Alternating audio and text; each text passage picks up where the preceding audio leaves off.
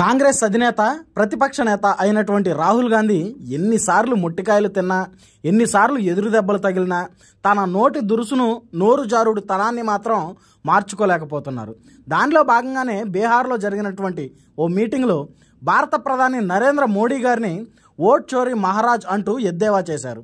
ఈరోజు బీహార్ వచ్చినటువంటి భారత ప్రధాని నరేంద్ర మోడీ కర్ణాటకలో ఒక్క ఎంపీ సీటు 1,00,000 ఫేక్ ఓట్లతో గెలిచారు, దాని గురించి ఎందుకు మాట్లాడట్లేదు అని ఆయన వ్యాఖ్యానించారు. బీజేపీ, ఎలక్షన్ కమిషన్ ఇద్దరు కలిసి రాజ్యాంగాన్ని తొంగలో తొక్కుతున్నారు అని రాహుల్ గాంధీ వ్యాఖ్యానించారు.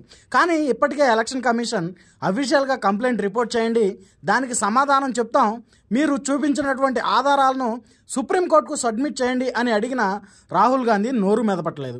ఇది కేవలం ఓట్లను మలుచుకోవడానికి మాత్రమే రాహుల్ చేస్తున్నటువంటి ఆరోపణలు అని ఎంతోమంది రాజకీయ తత్వవేత్తలు చెబుతున్నారు. మరి రాహుల్ గాంధీ చేసినటువంటి వ్యాఖ్యలపై మీ అభిప్రాయం ఏంటో కామెంట్ రూపంలో తెలియజేయండి.